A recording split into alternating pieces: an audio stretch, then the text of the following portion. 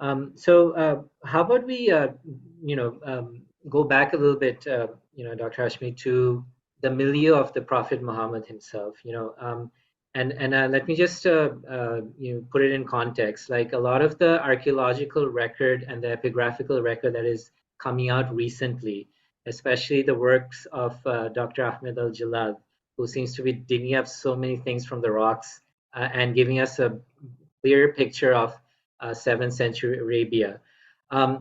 My simple question to you is, to what extent has the presence of paganism been exaggerated in the tradition? Keeping in mind the new evidence that we have in the epigraphical record, what would be your take on that? Has it been really exaggerated, or do we feel that no, the tradition has got the presence of paganism just right as far as 7th century Arabia is concerned?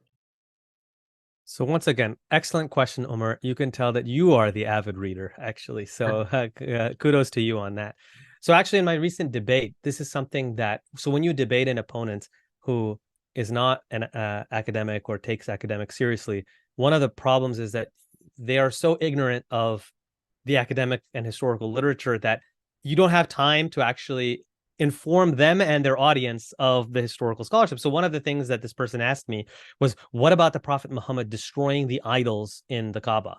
Isn't that, because we were talking about religious freedom and this kind of aspect. Yeah. Now, in that moment, I only have a few seconds. It's very hard for me to explain to this guy, this ignoramus, that actually all of the latest scholarship has called into question the extent of idolatry in the Arabian Peninsula at that time. So you correctly pointed out. Hawting is the first author, I think, that's really credited with kind of causing this shift in thinking, where he actually, maybe not the first, but this was his, he wrote a book on this that really changed the discussion, where he argued that the Quran, just reading the Quran itself, you can tell that these were not crass idolaters as the later tradition imagines them to be.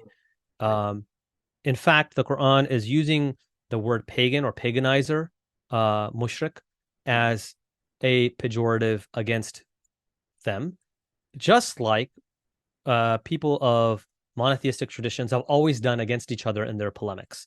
So, for example, on the subcontinent, you must be familiar that Deobandis will accuse Barelvis, they're both Muslims, they'll accuse them of committing shirk and of being mushriks, of being polytheists. But do the Barelvis themselves consider themselves to be mushriks? No. All right. Similarly, Salafis will then attack Deobandis and accuse them of being mushriks. Again, this is a polemical charge.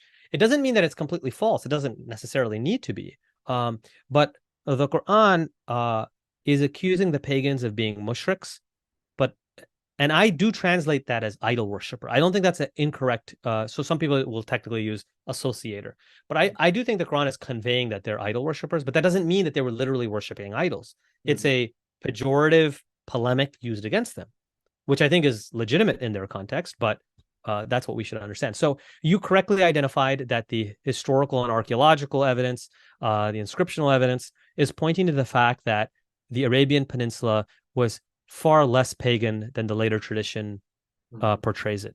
Right. So some scholars, like Hawting, have argued that, in fact, they were monotheists.